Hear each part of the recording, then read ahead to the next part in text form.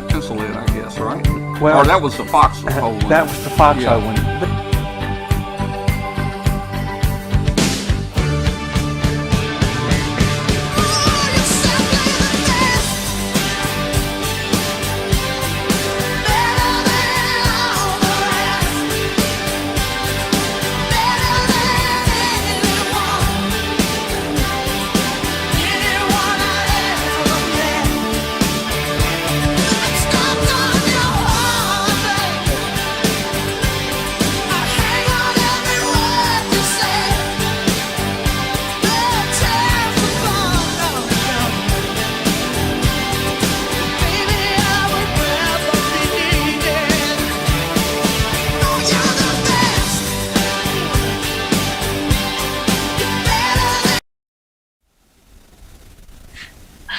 Hello, everyone. Welcome to Tuesday, July 6th. This is the Amateur Radio Roundtable here on YouTube, and I am one of your hosts this evening, Katie WY7YL, along here with my lesser half, WY7FD, Dwayne.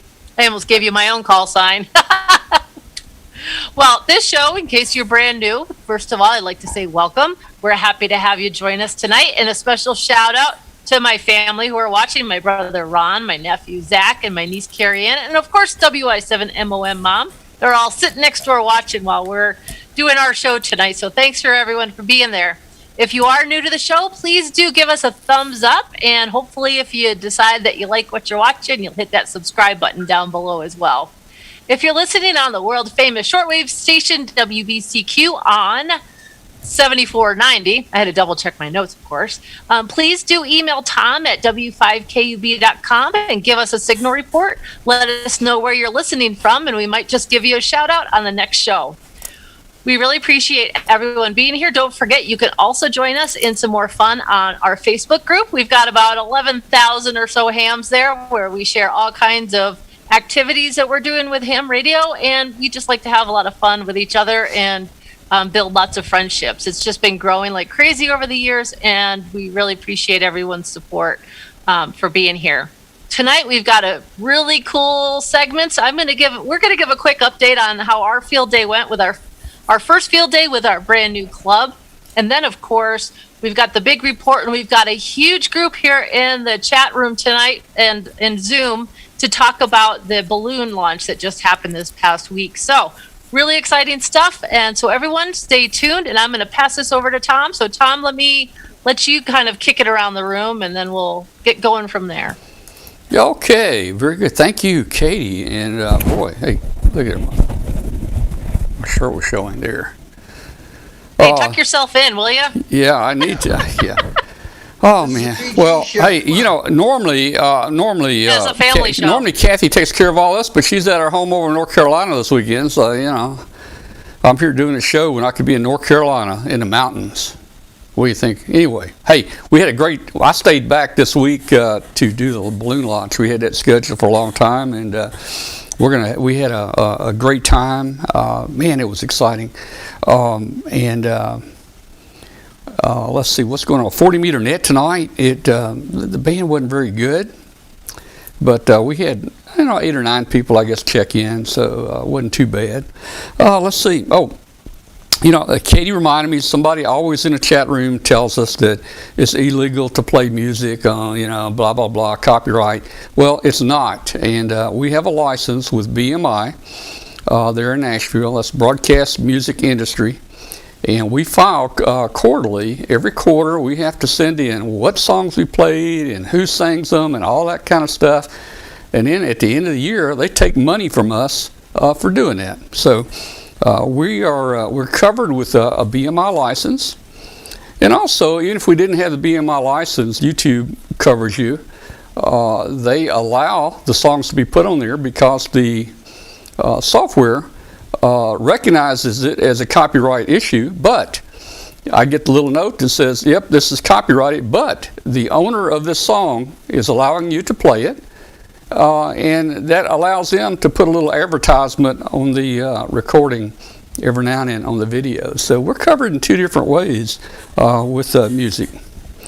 Let's see what we got here. Boy, we got a bunch of people in the chat in the Zoom tonight. let's just go for, and guys, we'll get all you guys to chat in the Zoom in a little while when we start talking about the balloon. But let's see, let's get our regulars on here. Bill Brown, how you doing, Bill? Where's Bill? I'm doing good. We lost Bill. There's Bill. He's got the. There's Bill. Okay, there's Bill right there. All right. Well, Bill, hey, thanks for all the help this weekend, man. You were a great help. We'll talk more about that later. What else did you do this weekend? Oh, just blew up a whole bunch of stuff. All right. Oh, man. We had quite a fireworks show. Oh, okay. Yeah. Man, we had some big ones here. All right. Let's just keep moving here. Glenn, talk to us, Glenn. Yeah. You got something special to tell us or not? I don't know. Yeah, we have any breaking news? we got a little bit of breaking news. Let's find that screen. And We need the breaking news sound effect, you know. Yeah. The breaking news sound effect. Woohoo! this just came in my email the other day. This is the cover for the new book. And that on the cover there is a USB based CW keyboard. So now you can use.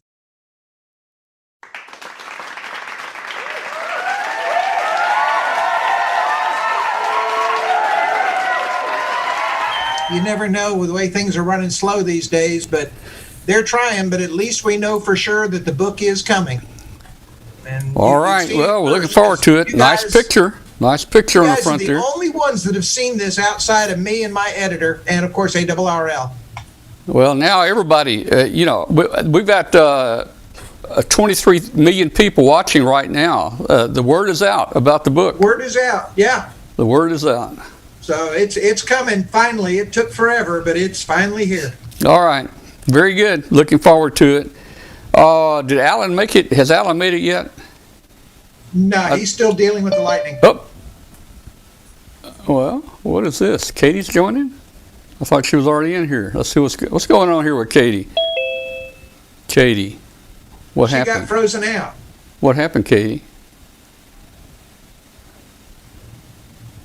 All right. What?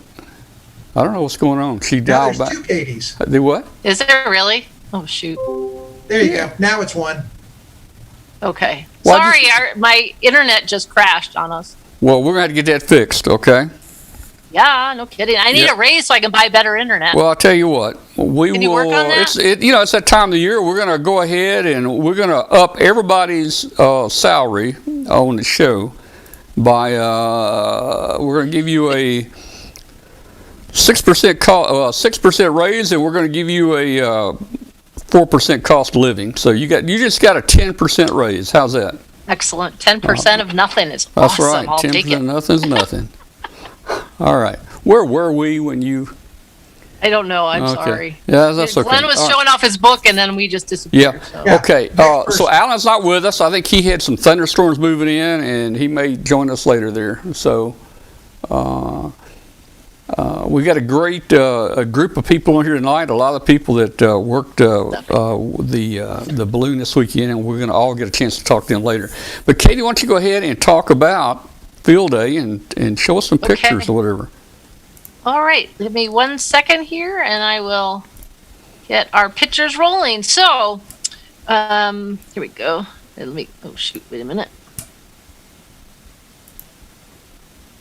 I got to open that up. Sorry, but everything kind of went kerfuffled on me. All right, let's try this again. Here we go. You're still out of it. Why is...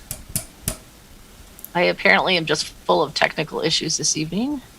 I see Glenn's cat Oh, showed I up. know what the problem is. Let me try it this way. There, I think we're in luck this time. Okay.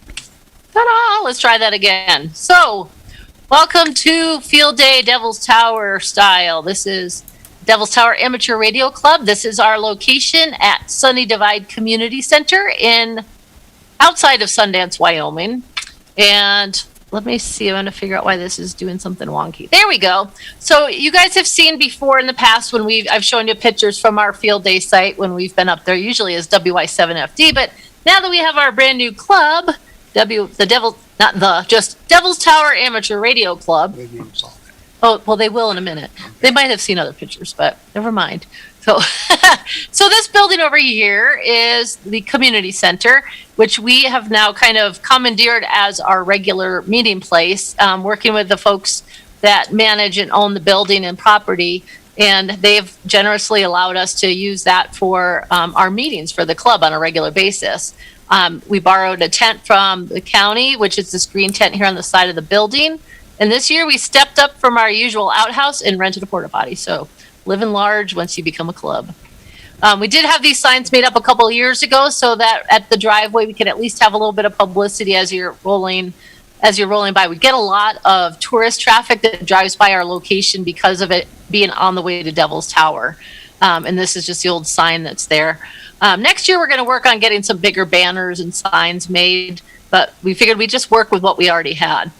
Of course, I had to work on Friday, so I wasn't there for setup, but we were able to have, about a half dozen people came? Yeah, roughly. Yep, about a half dozen club members came. And how did getting antenna setup go? What'd you put up? Well, we put up the first antenna in the foreground here is just a TA-33 Junior, and it's up 40 feet, Yep. about 35 or 40 feet. And then out is a brand new, I just built it 3 weeks ago, 5-element 6-meter beam, which played well. Over, Katie can maybe There'll be show some you. more There'll be some more Okay. pictures coming We along. did too. put up a vertical, a Hustler all-band vertical for the GOTA station so that they could just jump on and move where we weren't, and Right. worked that pretty good. So we'll come back to some more antennas because I'll have more pictures. So we, again, having a club this year and more people to do things, we had a really nice setup in the room. So the tent, we decided this year to use that for our operating, and then really truly using the community hall as a community hall so that we had a place to sit and have meals together and visit, entertain visitors, and use a GOTA station. So this was just during setup, and there's my mom and Rhonda heading back to the kitchen. On Friday, before our meeting, here is Al, N0VMD, along with, this is our new club member, Terry, who is a transplant from Minnesota. W0VH. W0VB, and they were talking about the extra class tests. That's what they were using the manual because Al's interested in getting his extra, as are a couple of other club members. So it was just kind of a nice shot, beautiful green area. And if you could tell, like right here is where you could see Devil's Tower. It's just kind of behind Al's head, but. And then Wade, our vice president, KD7KNZ, was in charge of the grill. And the beer. So sitting on the back of the pickup. So I'm like, that's a, epitome of a Wyoming field day there for you. So here is Friday evening, our first evening of having a meal together, and also our annual meeting for our club. We have designated the Friday of field day weekend to be our annual meeting. So we had almost all of our club members, except for a couple that weren't able to make it. So we just had a nice time to sit and visit with everyone. And Dwayne was running the meeting, and we had to make a slight update to our bylaws. And we elected our officers and club Officers. Club officers for this next year. So As well as members at large. our members at large, right? So it was really just quick bit of business, and then we got into playing around. So. This is just another shot as you drive in the morning. Of course, we had the American flag and our ARRL flag hanging. And one thing I did for fun this year is I made up these cups, and you can see there. Yeah, they can. They can't see you. They can see me. You share the screen. I know, but they're looking at part of it over there, so you hush. So, so you can see all these cups that I made, and I decided to just make kind of a little cheesy sign for people to sign when they came in. I thought it'd be kind of fun. So there's Chris, one of our club members, signing in when he got there at our welcome table. There was the table where everything happens. Dwayne was putting together the software. You can see there's several computers here getting Just linking them together just- to make sure the network was working. Yeah, and then if anything needed to be fixed or built, we had pretty much everything we needed there. Jerry, WY7JB, brought along his solar panel, which was then going into the window here to charge the batteries that were running our GOTA station. And that worked really well, even when the clouds showed up. But So this is the other side of that window. There's Jerry and Chris and Dwayne sitting at the GOTA station, getting everything up and running. And Chris is, excuse me, one of our members that actually Dwayne and I tested a couple of years ago, and when he earned his technician license, but hasn't really done anything with it. And it was people like Chris were the reason we decided we really need to get a club up and running. And I tell you what, Chris was probably my favorite part of Field Day this year, watching him at the GOTA station and then moving into the tent to operate. I tell you, it was great. We did get rain, which we were thankful for, but it made a little bit of a challenge first thing in the morning just to kind of empty the tent floor out a little bit, but it wasn't too bad. And so once we started swishing things out, we started bringing the tables in, and then the guys went out to set up some more antennas while we were getting that. So this is the one that this is on the other side. So here's that vertical you were talking about. Yeah, that's the all-band. That's the all-band vertical. And then this one is our fishing pole antenna. Which is a 20-meter vertical. Yep, 20-meter vertical. So we were utilizing the neighbor space. Here's just kind of another shot from where we were working. Yeah, and there's the 2-meter antenna for the right here, call-in. Which I don't know that anybody ever actually did. Well, I heard a couple people. Yeah, we heard some folks over in the next county talking, so we did hear people. So this was, and these might be out of order, I apologize, but just kind of getting some things set up. But it was really a beautiful morning on Saturday. What's that big antenna that has the telephone pole on it? That looks like a great antenna. It's got like a twisted wire on it. On the left there. Oh, right here. That's No. You had to go back one slide. Oh, okay. Hold on. Am I in the right place That's now? the power pole to bring the power into the. Yeah, there's a great one right there in the middle. There. That's. Oh yeah. I bet that loads up pretty. Is that a ballon For those down here on the people who have very end? underground power and don't know it. Is that a ballon That's down how here we on get the power end? to each other out here. Yeah. What was that, Tom? I said, is that a big ballon down here on the end of it? Yeah, that would be nice, Yeah. huh? Yeah. All right. So just group activity, getting this put together. And again, everything about the field day this year was really all about Elmering. And this was probably one of my most favorite field days. We were not even remotely competitive and could have cared less because we had ham. Like Al has been a ham for a long time, but he hasn't been active in quite some time. So he's been getting active again since the club started up, and again is looking to upgrade his license. Chris is getting on the air and building antennas, and Jerry is one of our instructors. We actually gave him special recognition a few years ago at Field Day that we got from our section manager. He himself is responsible for at least 50 people in the northeast part of Wyoming for them getting their license because of the amazing tech classes he teaches. He's just that good. So these were just some kind of fun pictures. So the tent finally got a little dried out, and we started getting all the gear put out, and then it started getting hot, and then it started raining. So it was just one of those typical field day weekends, but just to kind of give you a shot of how things are going.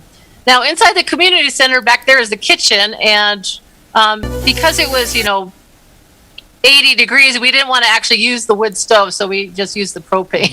But this stove does work, folks. It does. So probably in the winter. We were actually going to make a pancake breakfast on it, but decided not to.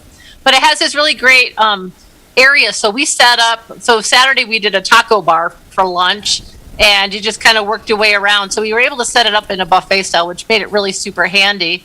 And then for people who weren't on the air or doing other things, actually this is before it actually started because everyone started eating a little early. We were able to just kind of sit and visit with each other and eat. So that was really nice. We had much more community area going on. And then Wade brought his spider beam antenna. And this was just them getting that up and running to begin with, right in front of the outhouse. We were going to call it our outhouse portable station, but decided not to. So once the 12 o'clock chime hit, Jerry and Chris were on 20 meters at the GOTA station, and you could see they had a band chart in front of them. Jerry had a list of instructions already printed out on what to say, and did a bunch of basically mentoring ahead of time, and then would talk through everything that was happening before he got on the air. And so they were able to make several contacts, and so you can see Jerry's kind of pointing and talking about what to do, and really learning how to use his listening skills. And it just worked out so well. And after he made his 10 contacts, Chris went out into the tent and started working on the air on himself. That afternoon, our emergency manager, Ed Robinson, along with our public health response coordinator Melanie, who is KI7IDO, who works with me at Public Health, they came with our our emergency management comms trailer, and so folks could go in and check it out. And while we were there, a large fire cropped up in the northern part of the county, and so they ended up packing it up and heading back just in case that they needed to be deployed. Fortunately, they weren't, but this was just on the heels of having a big fire in the town of Pine Haven, which is where Al lives. So we've been having a lot of issues with wildfires in our county lately. Fortunately, as you can see from those clouds, we did get some rain. So here's Melanie and Ed. They're kind of learning about how this station works, and Melanie had not yet made a contact on the air, so we made sure she made her first contact, and she did it with Whiskey 6 Zulu Echo in Southern California with our friend Chip K7JA. So that was fun to get her on the air and finally making her first contact. And it was a really great opportunity to really give our emergency manager an opportunity to see ham radio in action and how it all works, and listen to Jerry's great explanation. So we're going to keep working on him to get his license. Dwayne ended up building. What antenna did you have to build? That's a 40 meter. We're working on a 40 meter vertical. Oh, that's right. So we had some.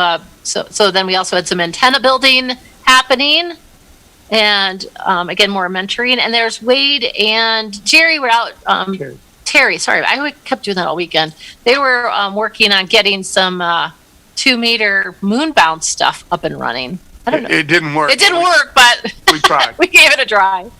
And as you can see, everybody started to bundle up again. So we went from 80 degrees back down to 60 and rain.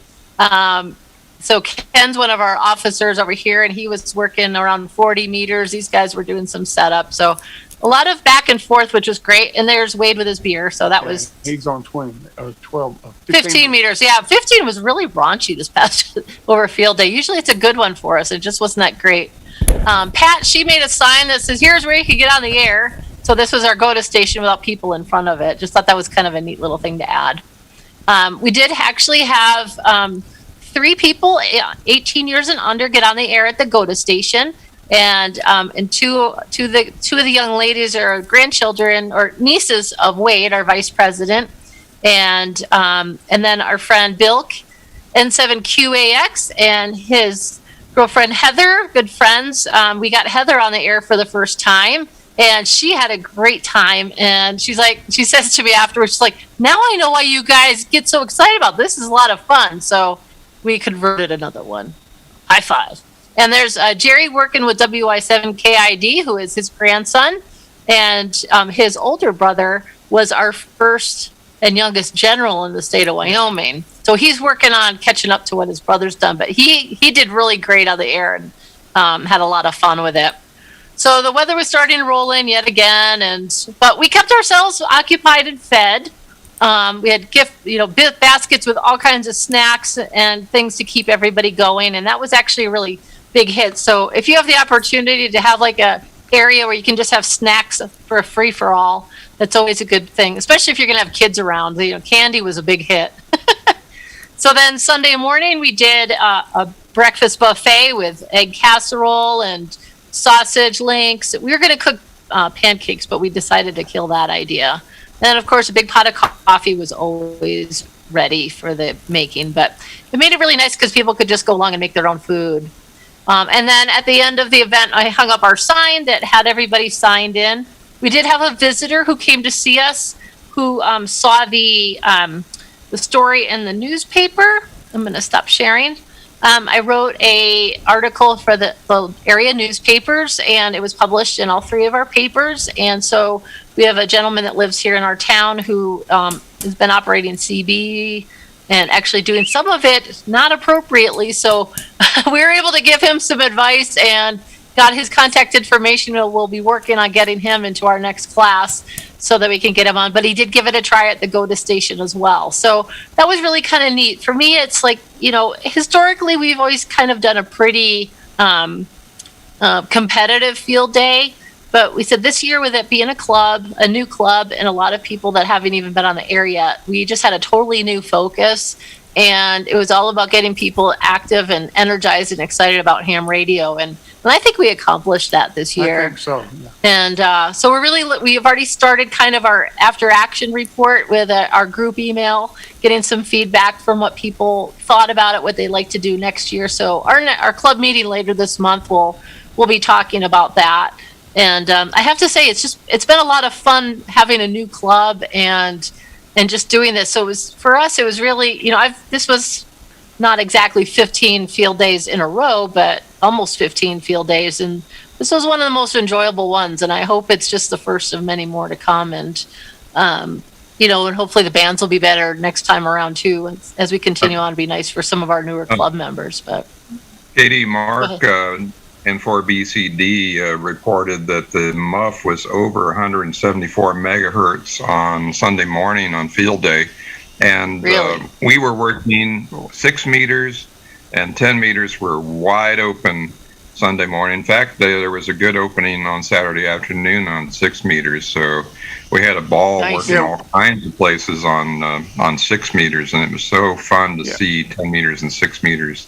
So We played 6 quite a bit. yeah, we did have luck. The last 2 years have just been rotten on 6 meters. But this Right. year, thankfully, we had better luck this year. And the new beam played well, too. And Yeah, and I played FT8 was solid, just solid on 6 meters during that Yeah. field day. The one thing I did at our Decatur club, I did several hours of CW on the HF bands, and there was a special message that you had to copy to get 100 points from W1AW, and so Right. told me it was coming up, and I got out my notepad and I copied the CW by hand, and it was a long message. I was getting a writer's cramp at the end, and it was 3 pages worth. And then my friend said, "Oh, by the way, the teletype and the digital mode is coming up in an hour." What? Yeah. I don't think we ever got our section manager message. We got our points for the social media for the our county commissioner was at our field day all weekend. He's actually one of our club members, so that was an easy 100 points there. But we never got the section manager message. I did receive a piece of traffic. Chip K7JA sent one through the club. Whiskey 6 Zulu Echo on during field day and via Kate Hutton. She copied it on 2 meter CW and then sent it off to me. So that was kind of fun. And we did talk to our division manager, our division director. Oh, that's right. You Yeah, did I get did. him. So yeah, it was neat. So looking forward to hearing what other people did with field day too. Now that we're past that initial exhaustion phase, getting back to it. Yeah, this year field day Mark, setup was great. We had every antenna in the air in 3 hours. Wow. That's phenomenal. Mark and for BCD reported that the mayor of Huntsville showed up at the field day site for their public officials. So, Oh, that's great. I think he's shown up before in the past. I think it was Huntsville. Their mayor is pretty supportive of their ham radio stuff there. That's awesome. FT was wide open for me. I spent most of Sunday morning in pileups on 15. It was zero noise and just really, really nice. Nice. Yeah, well, We were running. I'm really looking forward to the rules going back the way they were, where the D class can't work other D class, so they don't call CQ. It's very difficult for a field radio station to hold a pile up when you got all these home stations that are piling in there. Oh, I And couldn't so even next get year a, when the rules go, I had a nice surprise too when I was on 20 meter CW. I worked my old college friend who was the president of the Ohio State Radio Club when I was a member way back in the 70s, and Oh, that's cool. and so we had a little quick chat there. He was up in Ohio, and that was fun. That's great. I couldn't Well, find hopefully the whole, next year too, it'll be easier for more clubs because I know a lot of clubs still didn't do in-person gatherings, Yeah. or people were operating kind of remote group settings. So hopefully this next year we'll see our health issues around the country with the COVID get better, and we can have more in-person gatherings. And so hopefully, fingers crossed. But it was a good time, and looking forward to doing more club activities, and it was a lot of fun. So And there must appreciate be the a chance to theme share about that. the taco. the taco theme for lunch because the W4ATD group that I was at, the Decatur, Alabama Radio Club, they had a taco bar too. So there must have been a common theme here. It's easy, you know. Someone wanted to have chili, but we don't have chili at Field Day. No, chili is not allowed. No. Not in an outdoor tent. No. No. I've seen Blazing Saddles before. Yeah, exactly. Yeah. I could not get a word in edgewise on 20. That's why I moved up to 15. We actually, our GOTA station spent most of the time on 20. So that's normally your money band where we could rack up a lot more QSOs. But you know what? The bands were a lot easier. It was a much better place for the mentoring to happen. And, the new people, it was easier for them to try to distinguish call signs and have an easier time doing it. So it was a good trade-off. So Chris had made one QSO before Field Day, and he made about 10 on the GOTA station, and he come in and said, I'll operate 40, and I let him sit down on 40. Now, I know that I can go a lot faster than he did, but I wasn't about to interrupt him. It's new ham getting started, and I just let him go. Yeah, at one point we were having something to eat, and he walks in, he goes, I just worked my first new country. I just worked in British Columbia. And the smile on his face was just... Yeah, even though it's a Canadian, it was a different country to him. It's still, absolutely. And that was just what it's all about. To me, it was like seeing what happened at the GOTA station, and especially with those kids, it was just magical. And the adults, too. So, yeah, so if anybody is out there...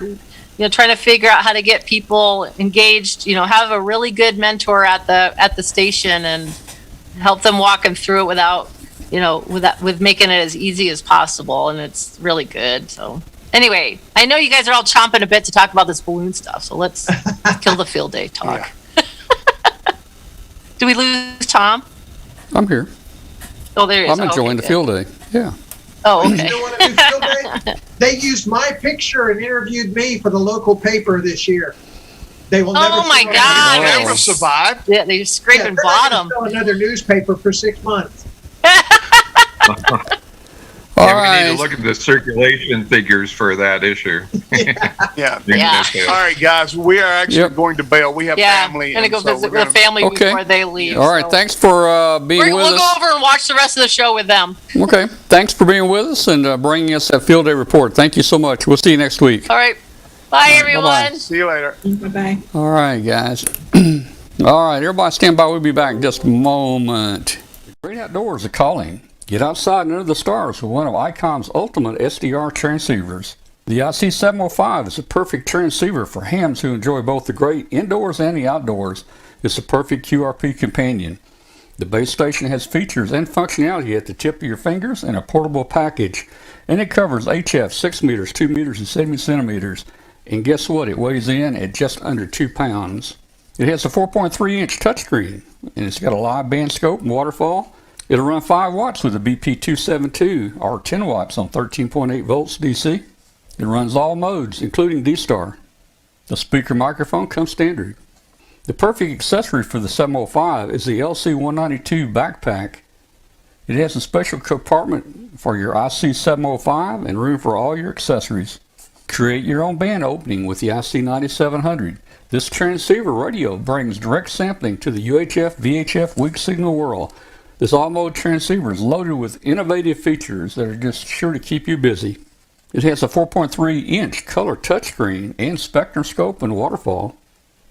It has smooth satellite operation with 99 satellite channels, and it's full duplex operation in satellite mode. Heard it, worked it, and logged it with ICOM 7300. It's a high-performance, innovative HF transceiver with a compact design that will far exceed your expectations. This innovative HF transistor digitizes the RF before various receiver stages to reduce the generated inherent noise in different IF stages. The IC7300 is the radio that changed the way of entry-level HF. Visit www.icomamerica/amateur for more information on ICOM radios. LDG Electronics provides state-of-the-art antenna tuners for every amateur need. From QRP to QRO, fixed stations, portable and remote, an LDG tuner will match your radio to your antenna using our lightning-fast, proprietary tuning algorithms. LDG is a family-owned and operated company dedicated to bringing innovative, quality products to the amateur market. All LDG products carry a full 2-year warranty that is fully transferable. Support is only a phone call or email away. We're always here to help you. Visit us on the web at ldgelectronics.com. All right, and we are back. I think that Bill has something he wants to mention. What do you got going, Bill? Well, I've got my friend Mark, KA9SDX, mentioned that there was a band called Heifer, and there's a Medfer and there's a Loafer band, and these are all license-free HF segments, but the power requirements are very low. You have to keep it very, very low power. And so he said, maybe you could convert one of your balloon boards to do this Heifer band. It's right below the 20-meter band.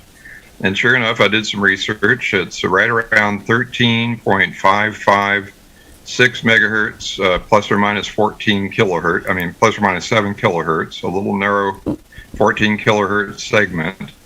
And there's people running that slow CW, the QRSS modes, people running just regular CW, and also a couple running Whisper.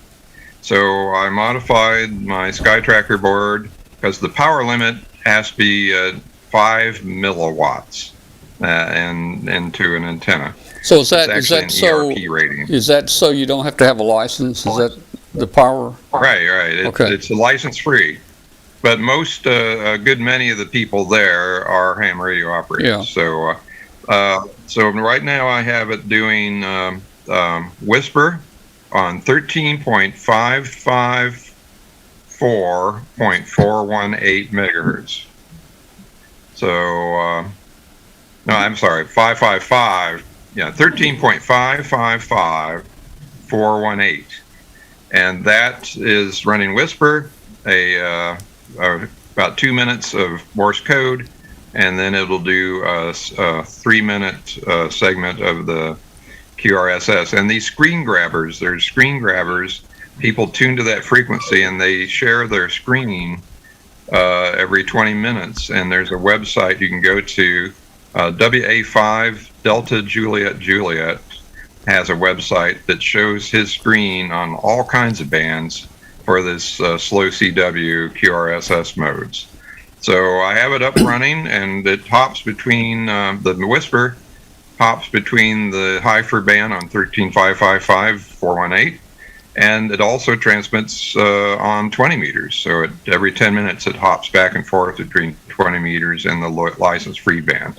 And I have an attenuator on it. I put out 20 milliwatts, so I put an attenuator to get it down to 5, and I'm getting good response, and you can see it on the screen grabber. You can see the slow CW on it too. So it's a lot of fun. It's there's a lot of stations there, and if you go to lwca.net, you'll find out more information about it, and I'll post that link in the chat room, and you can find all the stations that are listed there and their frequencies. So it's one of those little known things that are out there that people can listen for. So back to you, Tom. All right. Well, great information on something new here. I have never heard of it. Okay. So let's do this. Let me see if I can do this. All right. Just to kick this segment off, I've got a little video here. I'll try to hold it down to like 15 or 20 seconds. I'm not even sure if I've got it. Let's see if it's kind of framed in. That'll probably work. Okay, here we go. Let's see what's going to happen here.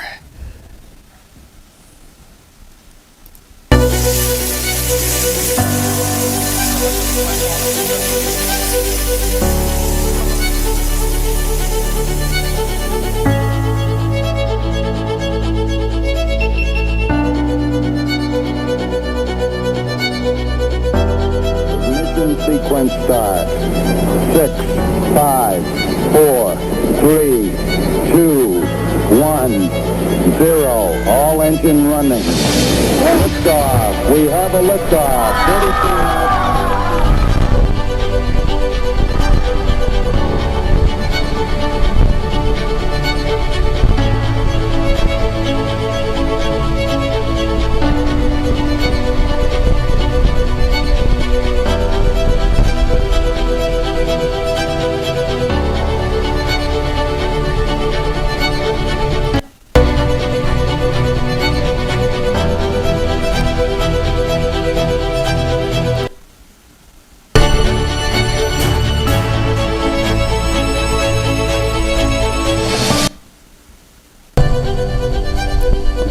fast forward a little bit here. 6, 5, 4, 3.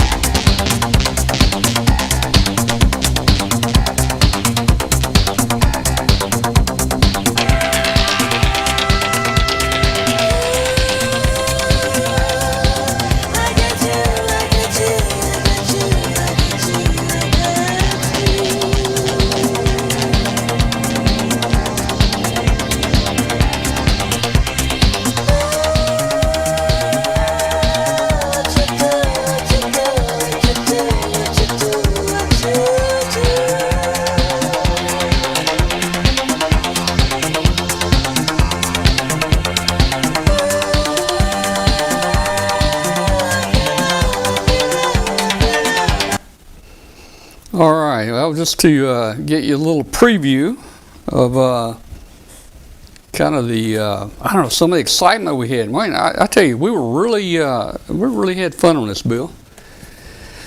And Bill was a great helper. Bill was guiding us in there. He was calling us on the phone, and believe it or not, Freddie and Ed and I were actually the first ones to the balloon, and we took a wrong turn somewhere, but we were real close. So how do you think it went, Bill? Well, I tried to get it to bounce off your car. Well, I was leading you right in there. You know, I think we could have been there if we hadn't made that wrong turn there on Bethel or whatever. It was right there on Ross Road. Ed was watching a GPS, and for some reason our truck GPS wasn't updating. So he kept driving, and he could see the balloon, but our GPS wasn't updating, and that was kind of causing some problems. There was so much confusion going on. We had telephone calls coming in. We had radios coming in. We had people looking at the the GPS and the coordinates and APRS and all that stuff. It was pretty hectic there for a while. You did have a lot of media overload, I have to say. Whenever I called, there was a lot of stuff going on. We had an airplane buzzing us like crazy right above us, doing circles. And in a minute, you're going to see this flight that Steve flew here, and we'll get Steven here and Ina and Barry. I had good copy on APRS here in just south of Huntsville, Alabama, from you're about 180 miles away, and I could copy it from about 12,000 feet on up. Had perfect copy on it on APRS, so it was a really nice day for it. and you picked a great landing spot. Yeah. You almost landed in their pool. Yeah. It was, well, if it had landed about 10 feet further to the north, it would have been in nice cut grass, but no, it had to land in the jungle. But we were prepared, and we took a pole saw, with the cutter on it, and we were able to reach it with that. The video, let me pull up another video here just real quick, and this is like let me stop this one. This is a real short one, but it's going to show a couple different aspects of it. And we'll all get to talking about this. I'd like to hear everybody's experiences and what they thought about it here in just a couple minutes. Let's see. We had 2 horizontal cameras, 1 down-facing camera. Our camera quality wasn't that great, but you know what? This was our first flight, and we learned from it for sure. Let's see. Okay. What camera did you end up using, Tom? The camera, I don't know. I can't tell you the brand name. I mean, I've got one here I can show you. Is it kind of similar to a GoPro? Yeah. So yeah. But you had several of them, right? We had 3 cameras in the payload. Yeah, 3 of them in there. All right, I'm having a little trouble finding the video here. I want to find you. Let's see. What I thought was interesting was the temperature of the payload. I don't think it went below 2 degrees Celsius on the entire trip. Well, now the temperature you were seeing was on the APRS, which was, let me show you here. So the APRS was not in the box here with the other equipment. So this was our payload right here, but the APRS was 15 foot higher than this, and it was on this little strip right here. The tracker, Bill's tracker, was right here, and the antennas went like this, and this is about 15 feet higher. I did put, and then here's the battery pack here. I did put a hand warmer under the battery pack here, and then we wrapped it with bubble paper and launched it. So that probably did something to help. The layers of bubble wrap. Yeah. If you've got it sealed off good, it acts like the greenhouse effect, so it keeps it toasty warm during when the sun's beating down on it. Even when it's 60 below zero outside, it'll stay up around the freezing or even better. So one of the things that I discovered from this, and I think it needs some improvement, this balloon, this is the recovered balloon right here. This balloon weighs 2 pounds. Actually, it weighs over 2 pounds. And our payload, Bill, our payload was 2 pounds. Yeah. So this is tied to the top of the parachute, and when this thing falls, it's going to basically turn that parachute either upside down or tangle. What tends to happen is that the remains of the balloon tends to swing around just right at the parachute level or slightly above it. Yeah. And but it does tend to move the parachute back and forth, and sometimes it'll drop around and tangle up with the parachute. But your parachute descent was great. It looked perfect. Well, as far as the descent rate. I'm wondering if we came down a little fast. I'm not sure, to tell you the truth. It was you were right on what I expected, but you're right. That extra weight of the balloon. Some people have done is to have a cut down mechanism with a nichrome wire that they can command and cut the balloon loose from the top, and then you have a little small, like 2-ounce payload with some batteries and a little receiver that you can, or a timer even, and it cuts through that string to the balloon and gets rid of it. Well, our friends there in Oregon sent me one of those cutoff deals. Basically, you run the fishing line through it, and It's actually it's a blasting cap is what it is, but now you got to figure out when to set it off, And we did really well. I was hoping for 100. I was thinking we probably wouldn't get 100,000. I was hoping for 100. We really exceeded that. We ended up at 108,725, I think. Yeah, I had 750. Oh, 750. Yeah. So, which is really phenomenally good for that size balloon. That's a great altitude. That puts you into an exclusive 100,000 club.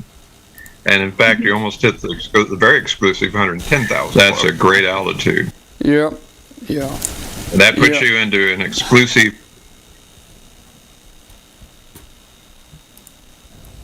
Are you there, Bill? Yeah, you got a little feedback going on. Okay. Well, let me see if I can stop it. I'm okay. I see what's going on. Are you there, Bill? Yeah, you got a little feedback. Yep. Let me stop it. There we go. I'm having trouble finding the videos that I want to find. I know how I get to them. It's real simple. I get to them this way. It looked like it was a different balloon type than what you've been experimenting with. Well, it is a different balloon. This was basically a weather balloon. It's made to pop and go up. Okay, so you didn't go with the net balloon then? No, this is a completely different. This is not trying to stay at a certain altitude and go around the world. This is go as high as you can and pop. These are latex, gigantic party balloon, if you will, but they're made out of latex, and they just keep expanding. On the ground, it was probably 8 foot in diameter. At altitude, it was probably close to almost 30 feet in diameter, 25 feet. Yeah, it was 25 foot. In fact, at altitude on a clear day, you would see it as a shining star because it would just be almost clear, reflecting the sunlight. Very cool. We had a telescope on one and watched one pop with a telescope. You could see the whole flight line and everything. Did you have a camera pointing up at the balloon, Tom, to see the burst? No, we didn't. But you can see it. You can see it in these, Right. Let's see. I think this video here. Let's see. Nope. Sorry, I'm not prepared here. It's just I'm just overwhelmed with the amount of video and data we've got here. Some of the pictures, again, the video, the pictures weren't clear. I can enhance them a little bit with the photo program, but overall, I think we did well. Was the chase plane able to watch the payload coming down? Is there anybody, any of the guys here in here with us? Somebody saw it coming down. Anybody in here in the room with us? Yeah, this is Rick N0K. Hey, Rick. Okay, Rick, you saw it, right? Yeah, Joe Grisham and I, we both saw it come down on Ross Road there, and we misjudged where it was going to land, and we turned around and went back and came back to a different road. And if we would have stayed where we were at, and also with Rick Tillman and Richard, we would have been the first ones there, but we didn't. Well, I tell you what, that sure saved me some money. we claimed the prize because we got there first. I could not believe we were going to get there first, guys. Let's see. Well, I will say it's a technicality of who got there first. Because if you listen to the video that's going down, you can hear the plane going back and forth. Oh yeah, you sure could. Yeah. Yeah. Yeah. In fact, I want you to look at this. Hey, Steve, I sent you an email. Best I can tell, knowing where we were and looking at the satellite map where we were, and what little bit I caught in this picture here that of your video, I think where that arrow is, you flew right over us there. You kept saying it's right below us. It's right below us here. Yeah. Yeah, I was going in a circle and the distance didn't change. So I said, man, we got to be right over it. Yeah. Hey, here's a quick one of the recovery. Let's look at this here real quick and see if I can play this. If I can make it work.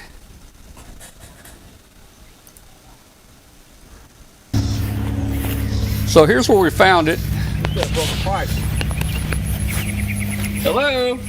We're trying to get the homeowner there. He's got a pipe bubbling up out of here. You can see it out there at the out there on that tree, but that's not as low as you think it is. Look at Ed. Watch Ed walking down the hill.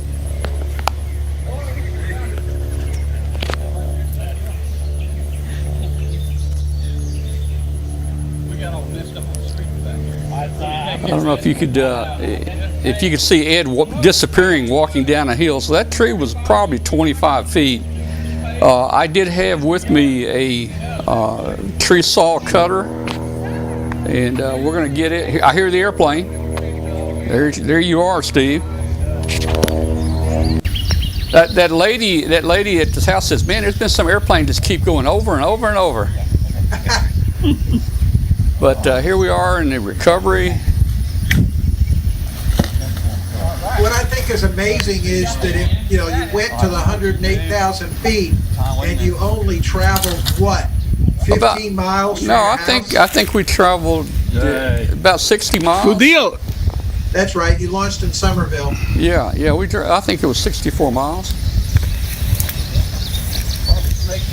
I saw one. Did you see a snake? There's a don't worry, it's a cottonmouth. Oh, it's just a cottonmouth? Yeah, you get about 15 feet, and as long as you get the package. So it was quite growed up right there, but it wasn't too bad. Who was fighting the snakes there? All right, Tom. What do you got there? All right, look at here, guys. Boy, that's a lot of balloon here. Oh. Is it broken? No! No, I didn't break it. And we got Logan out there, KO4 FIE. I think he got there 15 seconds behind us. I think he was right on the trail with it too, and he almost beat us to it. Actually, we were kind of running parallel there. Yeah, like Chris says, no snakes were harmed in the making of this video right here. Let's see. Okay. Yep. I landed a payload near the river here, and the guy said, "You can go on back in there, but watch out. There's a bunch of snakes in there." Yeah. And as I got close to it, I did see snake tracks in the mud, but I didn't think too much of it because I didn't see any snakes. So I grabbed my payload and I'm walking back on his well-maintained trail, and then I heard a rustling in the bushes, and this 10-foot long king snake went right across the pretty good round there. This is K0JSC, Amateur Logic Sound Check Net. And where is that coming from? Oh, net number 64. It's right in front of my face. Wow, imagine that. I am not a master of the obvious. Let me stop this. Who I have. I'm so sorry. Okay. All right, here we go. Yeah, well, we were lucky.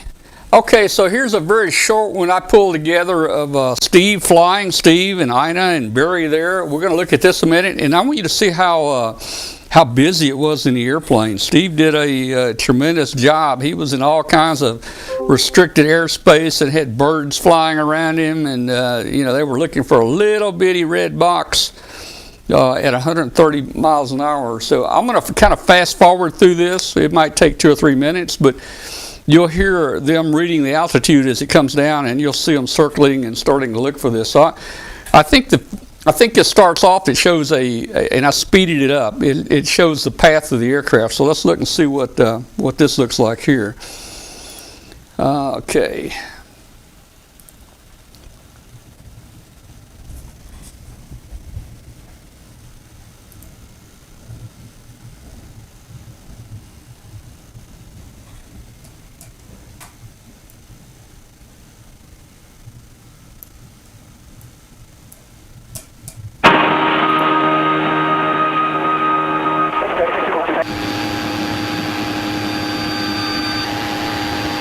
Yeah. Okay. Well, we seem to be close to where the balloon is, and we're over here at Collierville, so we're just going to hang here and just try to kind of stay around it. Okay.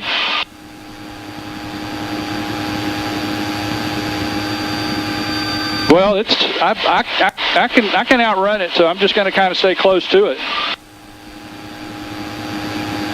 It's popped. Oh, all right.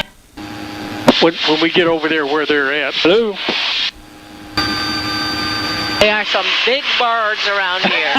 They are huge.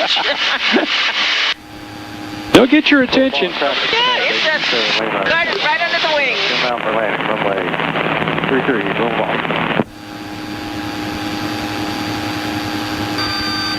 I see Rick Kepchak on here. He's heading that way. He may be with Rick Tillman.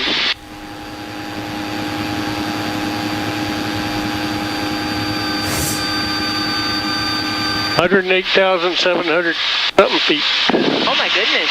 All right, it's going. Oh, excuse me, it's popped. Oh, all right. 99,857.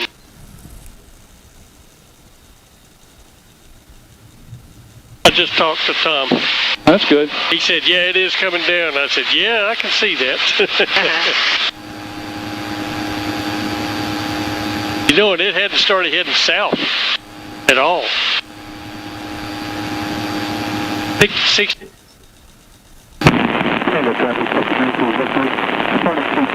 Roger, Tom. We're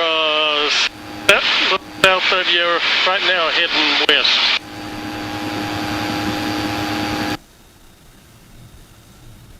Mike is going to Memphis, I think Executive Jet Center it is. That's 740. Directly north of us. Flight number 3, runway 36, cleared. It's getting into a bad spot for me to go to. Yep. Here he is. 770, Mike. Roger, sir. Wind check, 02010. I thought we might land there at the Olive Branch Airport. That's 28 Echo Romeo. You have the Cessna ahead of you on the left downwind inside. Affirmative.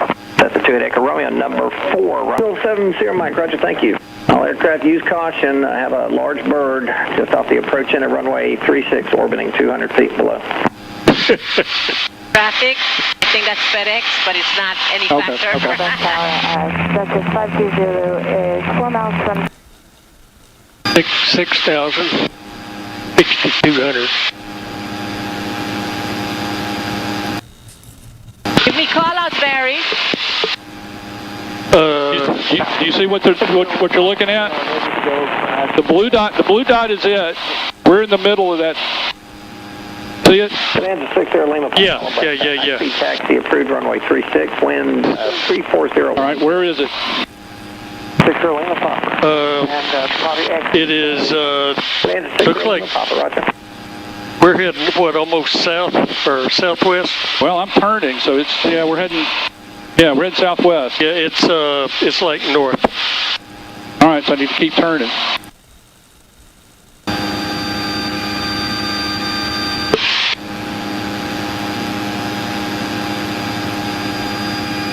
We're getting to the point here that they're going to get real close to it. Trying to find all these guys now. Chase plane able to see the parachuting and the payload. Far. I don't have distance on that. He's got it. Okay. Like about half a mile.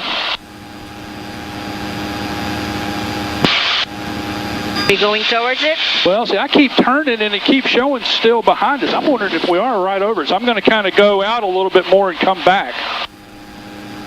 All right, I'm got Bethel Road is, well, that's south of it. I'm doing a circle, and hang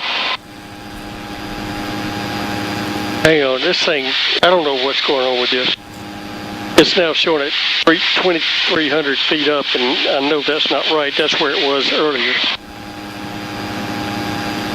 It's showing. But that was a quick drop, though, from 3 to 300. All right, I'm showing, should be right over in there, 1 mile.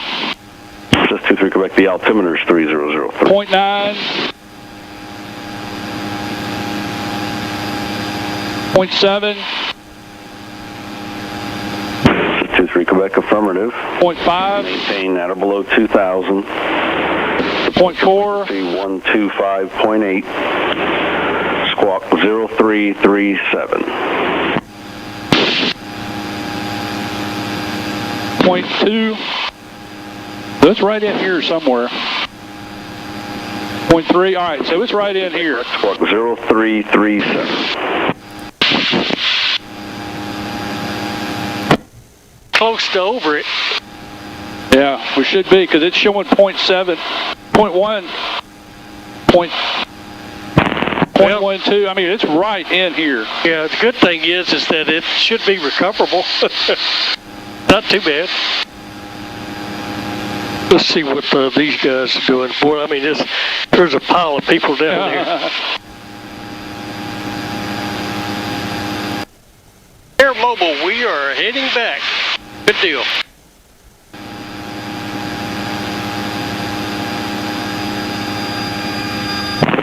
November 442 Quebec, holding shot.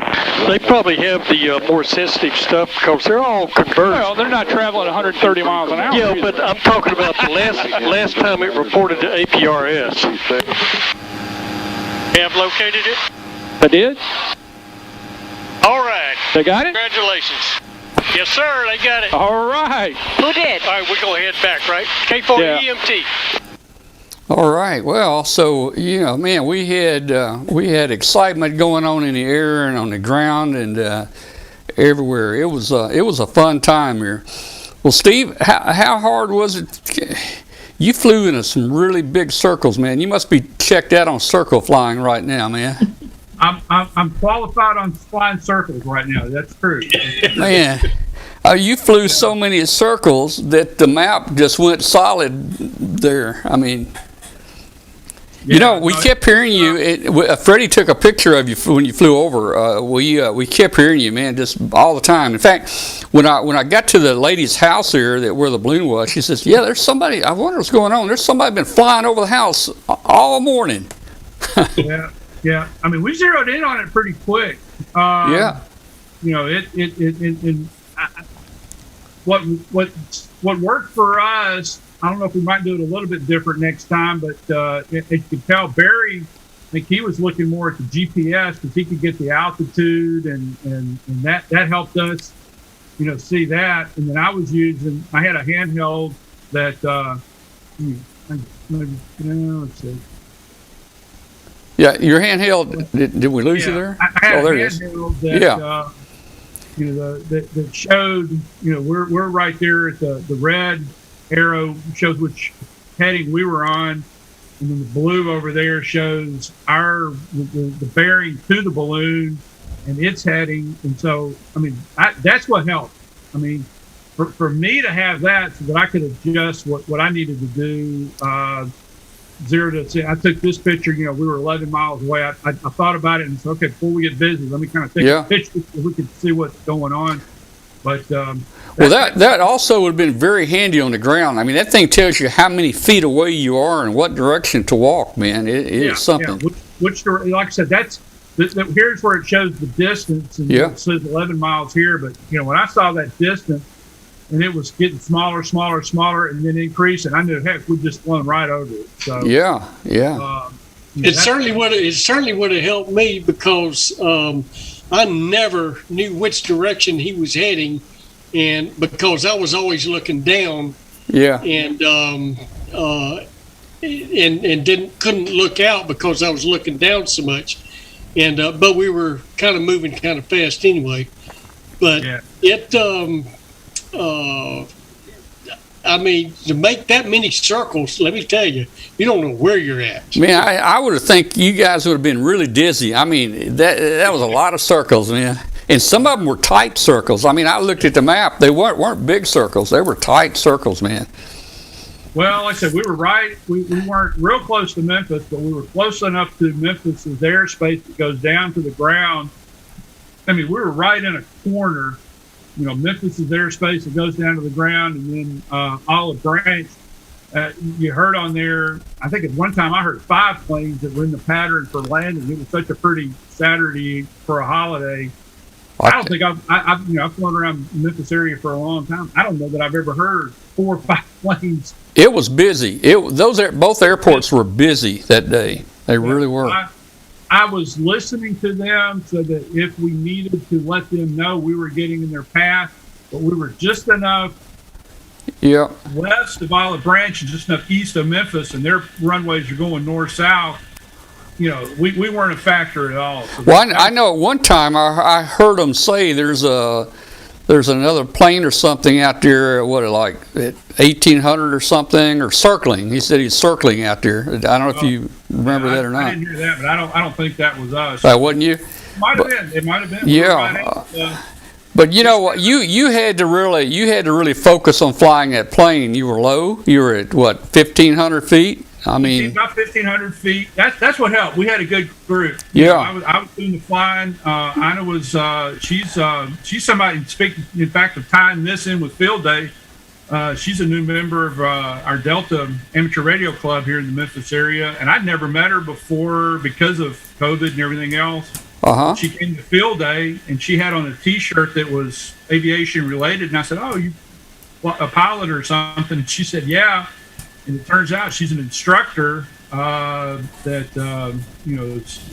was so that was a big help. She she was helping me watch out for any problems that may come up while I was focused. Well, yeah, she was doing. I know you did a great job, and I saw. I know that you spotted that tower. We saw that tower from the ground. That sucker's. How high is that tower?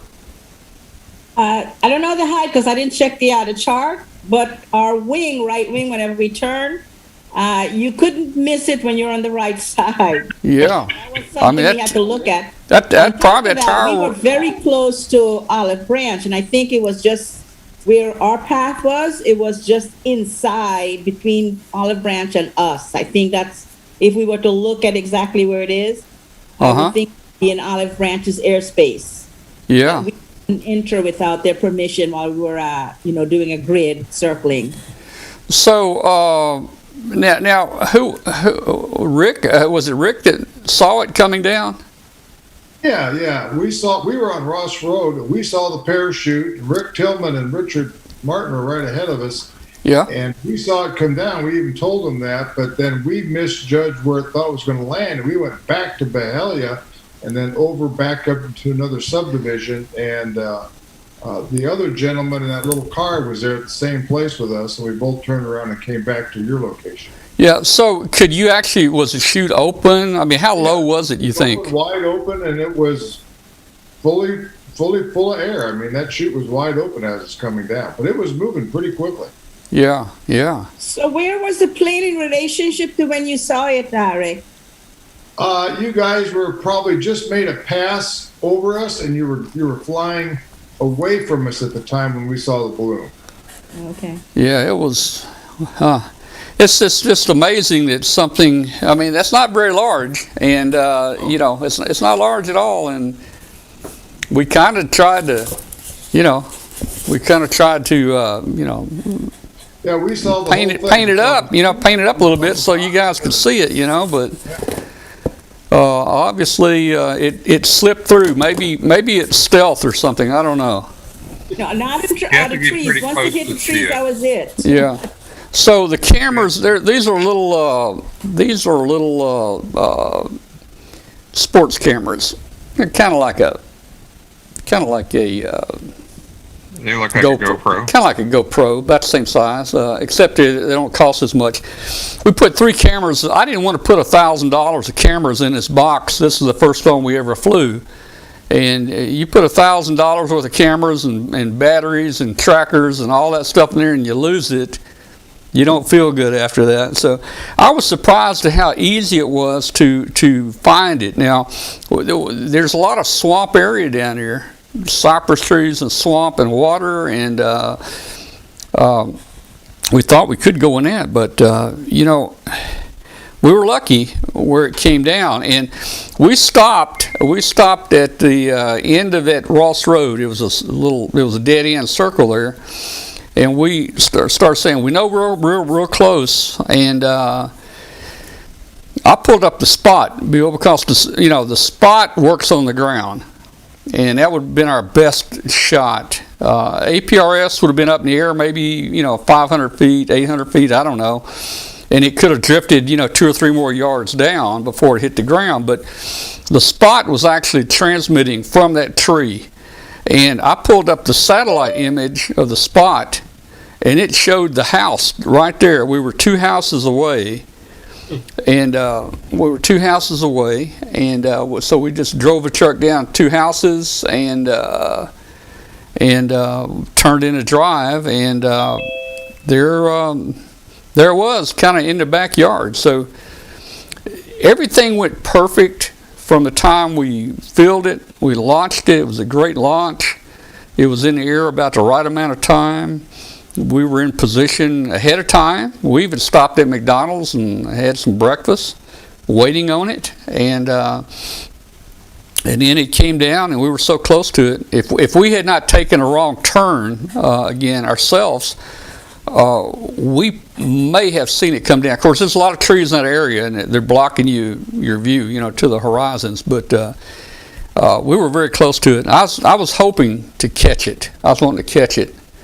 We like to try to do first things on the show that nobody else has done. If we could have caught it, that would have made a great show tonight. So, Tom, Joe Grisham, check his webcam on his car, because he had a camera on and it had an upward view, and he was supposed to check it, see if he caught the balloon in view. So now Joe or somebody emailed me, and I've got so much stuff coming in. He said somebody told me they had it on dash cam. I guess that was Joe. Joe Christian. He was with me. Yeah. Oh, okay. Somebody had it on dash. I'd like to get a copy of that dash cam video if we can. Yeah, I'll reach out to Joe and see if he can. We'll put the hook on the airplane next time. Yeah, the hook on the airplane would be good. Now, Tom, I came within 50 feet of catching a balloon parachuting out of the sky after going to 100,000 feet, and I was just about ready to grab it when I tripped on a corn stalk. So, oh no! But I have a group up in Idaho. Yeah. Paul Verhage, KD4STH. One of his team members actually have grabbed the payload before it hit the ground after it parachuted back down. And on one of our very first flights that we did with the Derrick Club in 1990, it actually bounced off the bed of the chase vehicle and ended up in the ditch. So he almost caught in the back of his pickup truck bed. Yeah, well, hey, I think what we're going to do, and I don't know when we want to do another one. I mean, this one wore me out, guys. It really did wore me out. I was tired. I was so tired for a day and a half after this. I didn't want to do nothing here, man. Just rest. But did you get any sleep the night before? No, the night before I didn't sleep a week, man. I guess I thought about right, this. Then that's exactly how you prepare for a balloon launch of that magnitude.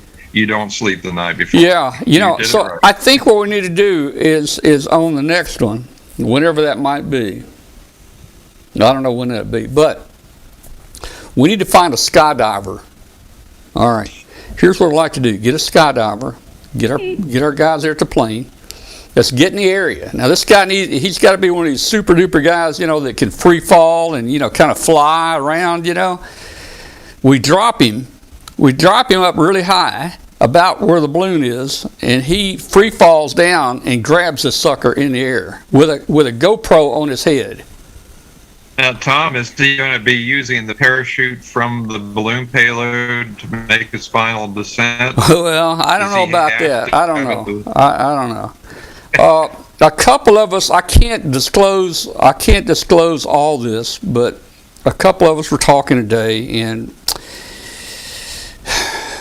Bill, do you know where we can buy a monkey? Do you know where we can get a monkey? You're talking about like Abel and Baker in the early space program. Maybe hang on. I think I would start off with fishing crickets. Fishing crickets. On those before. Yeah. Well, I'm not saying we were going to use a monkey. I just was curious. Do you know where we could find a monkey? So. How about a goldfish? That might get a little freezing up there. I don't know, man. Well, who else we got? Hey, we got. Hey, Logan is Lester. Logan, are you in the Zoom? Yeah, fishing crickets will survive. We've tested those. Again, how about one of your cats? Yeah, well, they're too big. It would take too much They would hydrogen. shred the balloon before it made It would take too 15 much feet. hydrogen to get that out. How about KO4FIE? Is he in the Zoom with us tonight? I don't think he is. He was tracking it, and he had an eye gate in the car, which would also help him give some good APRS locations on the ground. But the spot worked well for us. I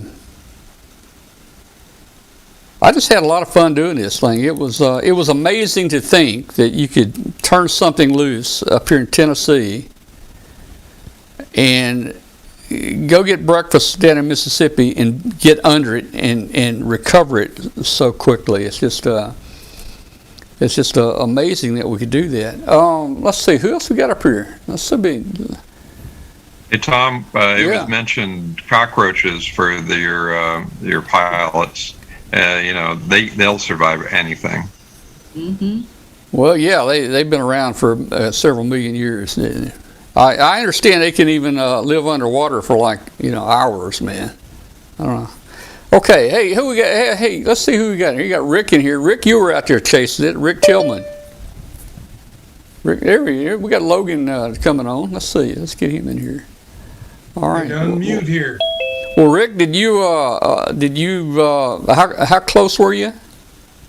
Oh, we were on the same road where you eventually caught it. The went around the corner some, and there's two vehicles, like say Richard, myself, and one vehicle, and Joe Gresham, and and the other Rick in the other vehicle right behind us there at one point. Yeah. Wow.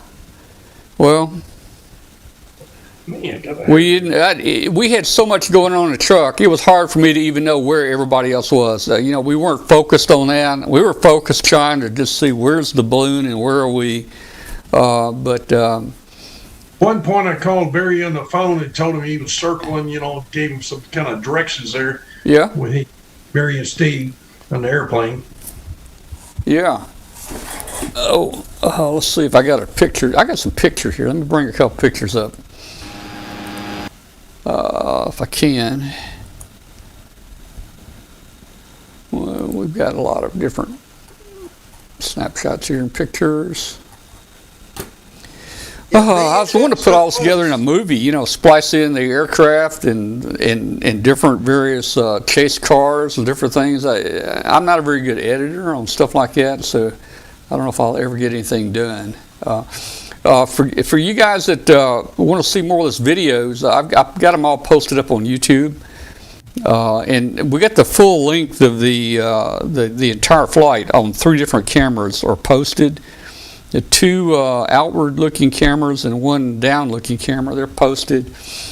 We were having some trouble with the light, the bright light. I think the camera wasn't adjusting well. That could be a setting in a camera. We'll look at that and see what we can do to make that better. The prediction, the flight prediction was very close. Man, it was so close to this thing. Let me see if I can pull up the prediction here. Here's the. Let me show you let me show Steve another picture I have here from where it was located. You might not remember this, Steve. Let me try to get it in there a little better. Here we go. So this is Ross Road here. I think Bethel, if I'm not mistaken, and I was all turned around. I was not driving, so I don't know where anything was. But I think Bethel Road goes this direction as I'm moving the mouse, and then you got Ross Road that we went up. And then right there, it's a dead end right there at the top. And that's where we turned around and we came back 3 houses, 1, 2, 3, and pulled in here. And that's where it was located, right there. There was quite a good forest to the right there. If you look, it's pretty growed up, so that would have been difficult. And there again, here's a picture of the balloon. There's Freddie. There's Freddie. Let's see who we got there. We got Freddie entered the room again. Let's see, let me get Freddie in here. So there's Freddie tying the knot in the payload to the line. And Freddie, you're not held. It didn't come loose. We wanted to make sure it didn't come loose, so we even taped the knot up. We got a lot of this stuff on our on the Facebook page. Here's a video that Craig took, Craig Nicholson. This is a video with the drone. Let's see if we can get it in here.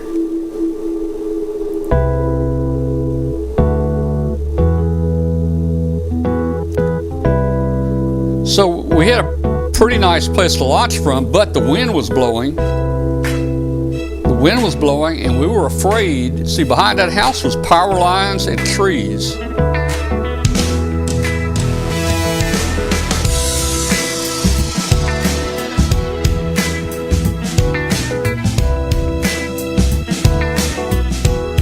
Is that front loader part of your kitchen equipment? Is that what? At the bottom right, Bob? Is that what? What was that? That front loader down there at the bottom right. Yeah. What about it? That needs to be that bucket truck. That needs to be part of your equipment. Yeah, that was in case they had a hard landing. Yeah, yeah.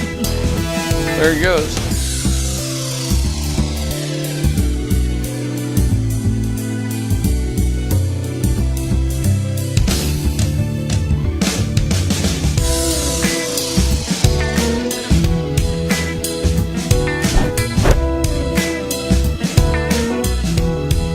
Goes up a little faster than the Pico blends, don't they? Yeah.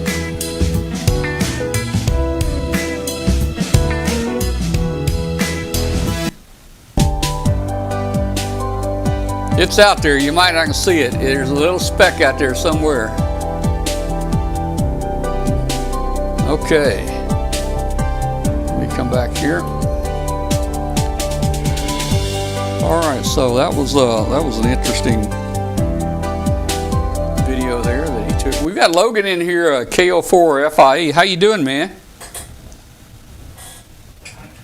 Are you there, Logan? Yeah, I'm here. Yeah, man. Hey, thanks for all your help out there and being with us, man. No problem. It was great to be part of it. Yeah. All right. Hey, man, I see UPS on you there. Are you a UPS guy? I am. I'm actually heading into work right now. Is that right? Well, you know I'm a FedEx guy, right? Uh-oh. FedEx guy, but I'm retired now. And Glenn is an Amazon guy. Oh, really? Oh, man, we got a little bit of everybody on here now. That's interesting. Yeah. So, hey, it's a very diverse show here. Yeah, oh, yeah. Let's see. I was going to look and see if we got some more pictures here.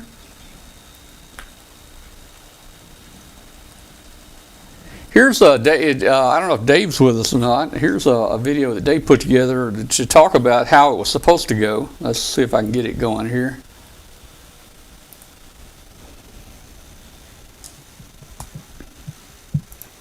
Let's see. All right, today it's the 2nd of July at about 8 o'clock in the morning Central Time, about 25 or 26 hours away from our launch on July 3rd. Launch site is 30 nautical miles on the 59-degree radial from the Memphis VORTAC, and that's about 5.5 nautical miles from the Fayette County Airport over here. The blue area shows the Memphis Class B airspace, and the yellow trajectory here. Yeah, we were in Class B the whole time. Trajectory, as of predicted this morning. The flight duration should be about 2 hours and 40 minutes or so, reaching altitude of roughly 105,000 feet, hopefully. And by get down, or traveled about 41 miles altogether from launch to the landing site. Initially, here you can see how the balloon will take off more to the southwest, and then after about 10 minutes, get out of the surface winds and fly more south or south-southeast. Once it gets up into the stratosphere at about 60,000 feet or so, then it'll hit the stratospheric tonal winds and turn more west, and then burst over here at 105,000 feet, and then come back down, lickety split until we get. All right, so that was the plan the day before, right there, and it pretty much matched that. I'm looking for. I did a comparison here, the prediction versus the APRS, and I tell you, I was very surprised how close they were. Let me see if I can find it here.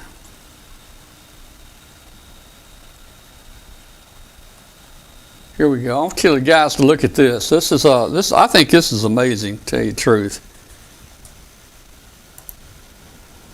If you can take a look at this, the black line was the prediction, I think, from the day before. You can see it just like Dave talked about it there.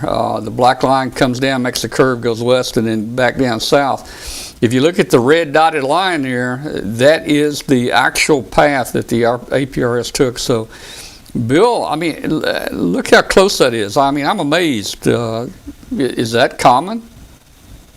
Yeah, it's a pretty good tool when you're within about 2 or 3 days of the launch. It can be pretty darn accurate. Yeah. Well. And we often send our chase crew down to the predicted landing zone. I had one, we launched 5 balloons through the university, and we landed them all 1 mile from each other, 100 miles downrange in Georgia. So we had the chase crew down there waiting for them to come out of the sky. All right. Well, here's those prediction tools are pretty accurate, and they've just gotten more accurate over the years. Well, there's Logan there. This was at McDonald's where we stopped and got a bite to eat there. He pulled in there right beside us. And let's see. There's our chase truck. There's Ed putting some gas in. You know, and we used a mixture. We used a 50. Well, actually, we used 48-56 mixture. We used 48% hydrogen and 56% helium. Now that's our secret mix. Nobody else can do that, but we were able to squeeze that much in there. But actually, we're the fact that you're over 100%. That's your secret. Yeah, actually, that balloon was about 50-50. We emptied 2 40 cubic feet bottles of hydrogen, and we had a 80 cubic foot bottle of helium with us that we finished it off with. So it probably 50-50. How many cubic foot do you think you finally used? Well, you know, I don't know. We emptied two 40s. No, that's 80. And then I don't know. The other bottle was an 80. We didn't empty it. So that would have been 100. You know, the prediction sheet, the calculations, I think said we were going to use about 130 cubic feet of gas. I don't know if that's right or wrong, but you know, we may have used 130 cubic feet. That sounds about right. There's the parachute. There's the tracker below it with the bubble paper around it, and then the payload. That's a small looking parachute. Here we go. We're walking it out to launch it.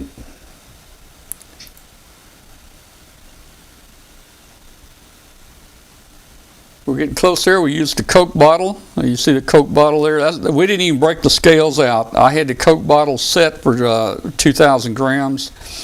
So we just, Ed just filled it up till it lifted that Coke bottle. And And then that was it. We didn't even measure it after that. We launched after that. Well, you probably had a little bit more in 2000 because Probably. the PVC pipe for your filling nozzle probably added some weight. It could have. It could have added a little bit. And that PVC though, we did take it out.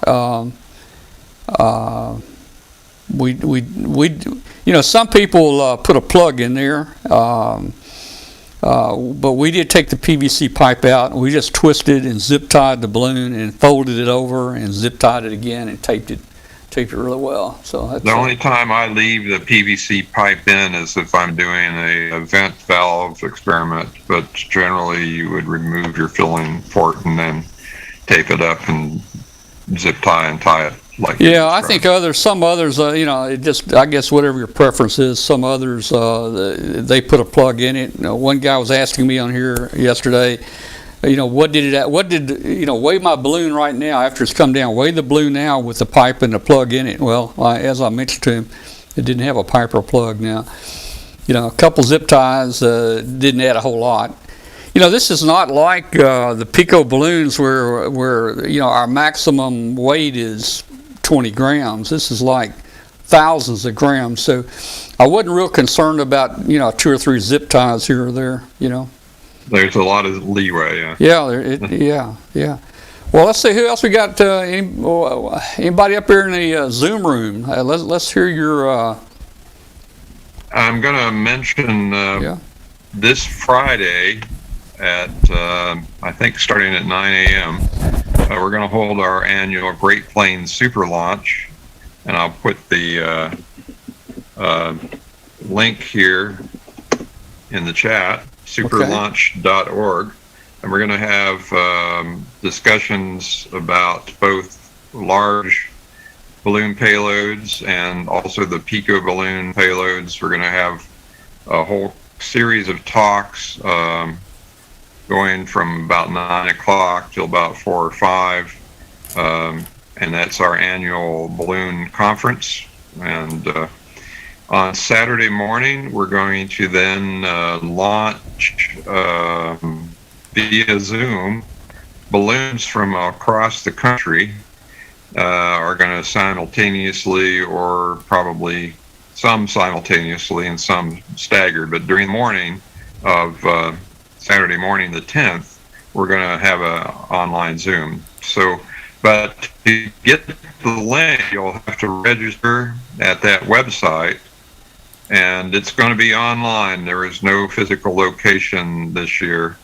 We've held it in Pella, Iowa, which was just mentioned in the chat, and we hold it basically all over the Plains states, Omaha, sometimes Denver, Kansas, Hutchinson, Kansas, and Lawrence, Kansas.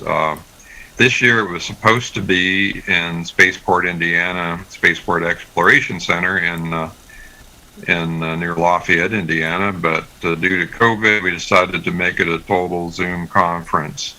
So instead of us all gathering and launching 10 large weather balloons and a number of Pico balloons all at once in the field, we're going to be doing it all online. And so remote sites all over the country are going to launch, and you can watch that on Zoom. To get the link, go to superlaunch.org and hit the register button. It's going to be totally free, but if you register, then you will be sent a link probably by Thursday to join the conference. And it's totally free this year, so if you want to learn more about this from some of the real experienced groups around the country, and if not the world, we're going to have a great conference on Friday all day, and then our group launch on Saturday. All right, cool. Hey, let me mention something here while we're making announcements. I don't know if Mark Brown is still in our chat room or not. Mark is the chairman of the Huntsville, Alabama Ham Fest, and they've just updated their website. Go to hamfest.org, and you'll be able to see the new Huntsville Ham Fest website. They've got it all updated, all the spots where everybody's going to be, You'll see where we're going to be. They've got all the forums listed, all the things going on there. So they've expanded from, seem like they've expanded for something like 120,000 square feet. They've now expanded it to 180,000 square feet. So it's going to be a lot bigger area in there. And that's mainly because of the COVID thing, to give people a little bit more space. They're going to space things out a little bit. So, but it's going to be fun. We always like the Huntsville Hamfest. We always go down here a day or two early. We always stay a day late to come back. The hotel's wonderful. The hotel is actually connected to the Civic Center where the Hamfest is. You don't even have to go outside in the heat. You just, from your hotel room, walk right down this hall and you go right into the Civic Center. I need to check with our friend astronaut Doug Wheelock. He told me several months back that he misses the ham community, and he says, I'd like to go to Huntsville. He says, I'm going to put it on my NASA calendar. Now, I haven't heard. The guy is busy. He's really busy. Right now, he's training new people how to walk on the moon. That's what Doug's job is right now. But I'm going to try to check with him in the next few days to see if he's still thinking about coming down there. And, he could probably make it a business trip since NASA is also there in Huntsville. So, Huntsville Hamfest, August is 20, I think, what is it, Bill? 25th or something like that. 25th. 26th, 27th, somewhere in that area. I have to look it up. Hamfest.org. You can look it up. All right. Hey, if you're listening out there on international shortwave on WBCQ, you're listening to Amateur Radio Roundtable. This show is about ham radio, and tonight we have talked about a yearly gathering where we set up our radios out in the field and make contacts and test our emergency preparedness. And we've also talked about a high-altitude balloon launch that we did this weekend where we sent a balloon up over 108,000 feet and recovered it. So that's what all the chit-chat's been about tonight there. Send us an email to tom@w5kub.com. Email us, tom@w5kub.com. Let us know where you are in the world. Love to hear from you. Give us a signal report of how you're hearing WBCQ on 7490. And hit the subscribe button if you're still there in the chat room. If you haven't hit subscribe yet, please hit the subscribe button. It will help us to advertise our show more to people on YouTube as they look at other ham radio or electronics sites.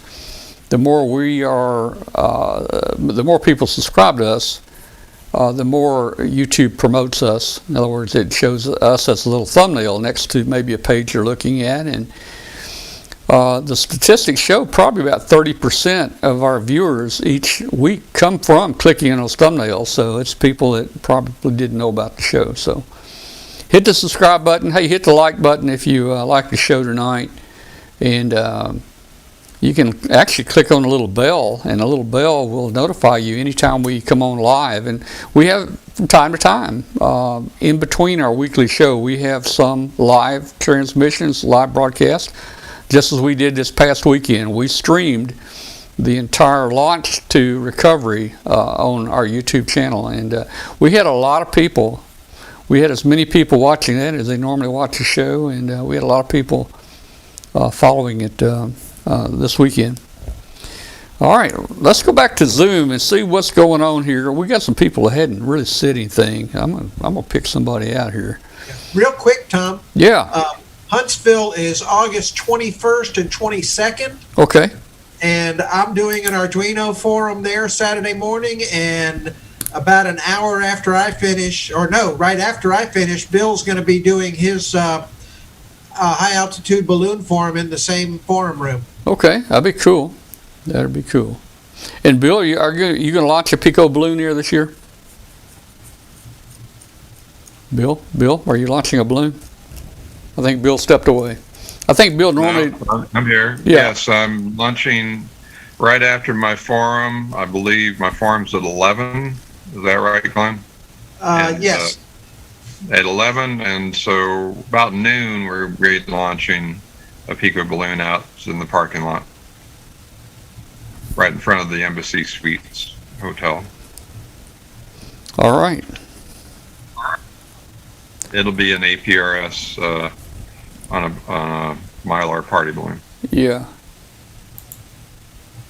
All right. Well, let's see. We've got we still have Steve in here. We got Richard in here, and we got Rick in here, and Ina in here. Everybody else done gone home, I guess. Nope. Most Tom, people. they're asking in the chat room if you're going to open up the Zoom for everybody tonight. No, we've got 10 minutes until the show ends. I don't think we'll open it tonight. Normally we would do that, but we're not going to tonight, I don't think. Yeah, I'm still recovering, Bill. This, we did so many, Bill, we've done so many for the show, so many of these Pico balloon launches, and we were somewhat successful. Our goal was to get one around the world, and we did that a couple times. One of them, I think we went a little over 3 times around. So it started being easy, It started being easy. You put the gas in there, you let it go, and hey, it goes around the world, especially if you do it in the right time of the year.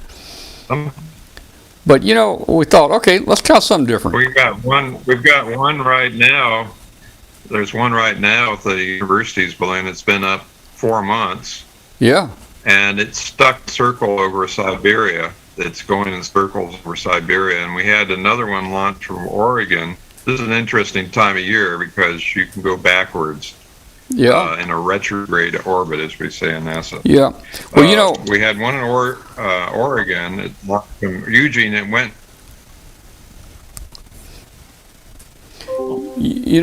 Did Bill drop out? I think he Yeah, I think he did. Okay. Interesting. Okay. Well, let's see what's going on here. Something. No, he's there. I mean, he's there. 4 times in. He's there. He's just in the dark. Bill, you there? Yeah, my Zoom has reset for tonight. Yeah, just abruptly ends. Okay, yeah, I could tell you're kind of there in the dark. You're down at the very bottom. But anyway, okay. So we figured out we can send one around the world. So it started getting boring. So that's when we said, okay, let's try a high altitude balloon, and that was fun. It was completely different than what we've done in the past. Took a lot of different thinking and a lot of different building and different everything. You didn't have to worry about 5 grams here and 10 grams there. I mean. I think we could actually tie a monkey on the next one if we really want to, and we could probably fly a monkey up here. But I think I'm going to start focusing back, Bill, on, and there's still work going on right now with my friends out in Oregon. There's still work going now to build a inexpensive, high altitude balloon. And I think I'm going to go back to the drawing board now and work on a balloon that will float at 55,000, 60,000. I think it can be done. It's just, it takes a lot of work, and there's a lot of research, and the guys out in Oregon, they're working in the hangar, and every day they're running tests, and they're getting close. And I think we're doing experiments here locally, Tom, with the University of Alabama, Huntsville students. They one of their balloons they launched in February is still flying. That's the one that's going in loops around Siberia right now. Mm-hmm. And the one in Oregon I talked about spent a whole week going in a circle over British Columbia, and it came over Alabama yesterday. And it's now in Texas. It's heading back west.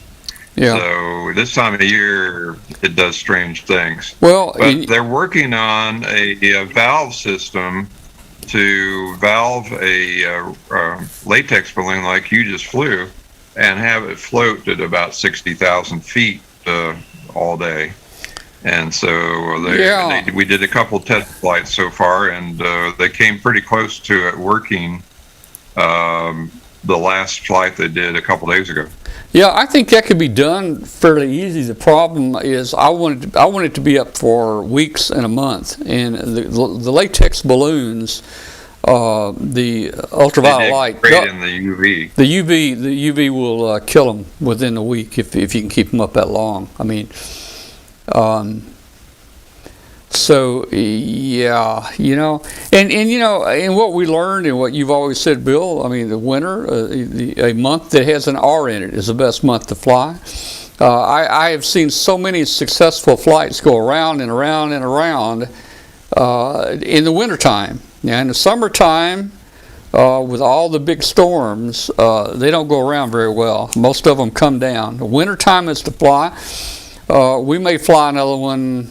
We may fly another Pico, maybe in October or something. Maybe as we get closer to winter. That's a good time to fly. Yeah, but I'm still going to work on. We're going to experiment with. I want to fly it. Maybe not that one, but I want to fly one at 50, at a minimum of 55, and make it float.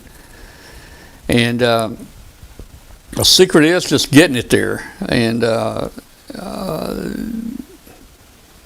it's just. It just gets bigger and bigger the higher you go. If you want to float one at 100,000 feet, the balloon's going to be about the size of your house. Yeah, and if I could find a material, if I could find a material that would stretch and not break, that would be good. So we're working on it. We're still working on it. All right. I've got some little projects coming up soon now. I mean, we're not going to be doing a lot of balloon stuff in the near future.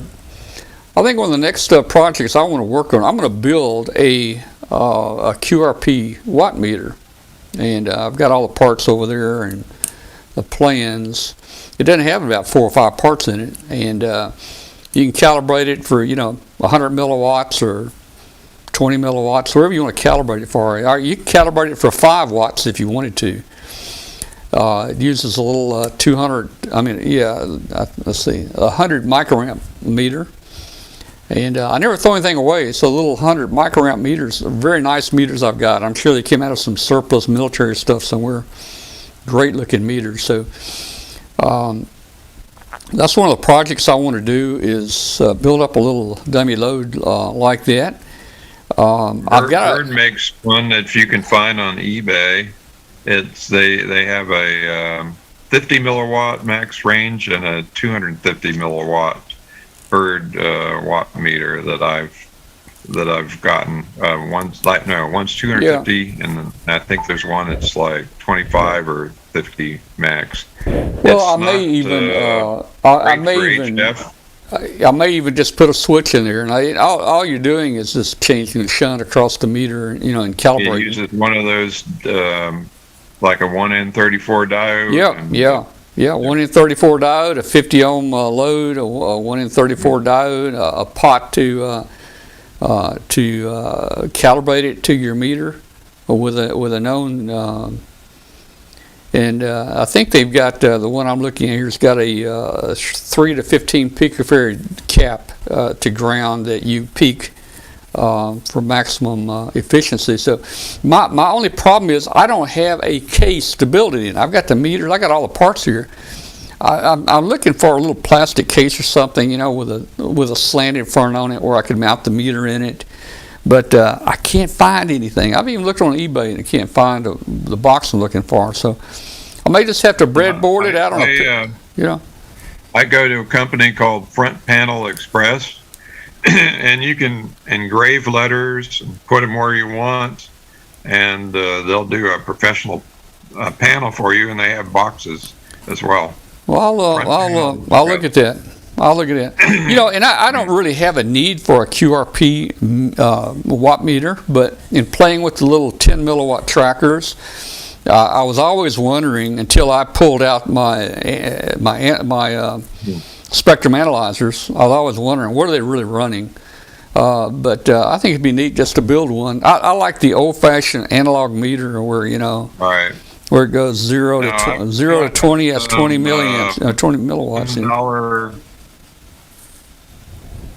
Got some sundial circuits that you can buy on eBay and Amazon, and they'll give you an output. They're designed for basically the max is about 1 milliwatt that you can put into them. So you put a attenuator in front of them, Yep. and it's a very linear voltage curve based on the power in milliwatts. Yeah, it's linear. It's linear. You just calibrate it. Just it's calibrate it at the maximum there on the end of that meter. 5 watts or 20 milliwatts, whatever you set it at, and it's going to be linear. So it's going to be kind of cool. You just put your voltmeter on it, and and you basically got yourself a little milliwatt meter. Yeah, you do. In fact, I saw an article somewhere. A person took one of these Harbor Freight meters. Yeah, the little orange Harbor Freight meter, and he actually put a BNC connector in it and a pot in there, and he actually turned one into a watt meter. That was kind of cool. Well, guys, we're about ready to sign off on shortwave. Thanks everybody for listening tonight. Join us live on youtube.com/W5KUB every Tuesday night at 0100 at 8 o'clock Central on Tuesday. 0100 UTC on Wednesday is also the show. It's UTC time, it's on Wednesday. Local time, it's on Tuesday. Please join us, and we'll see you next week.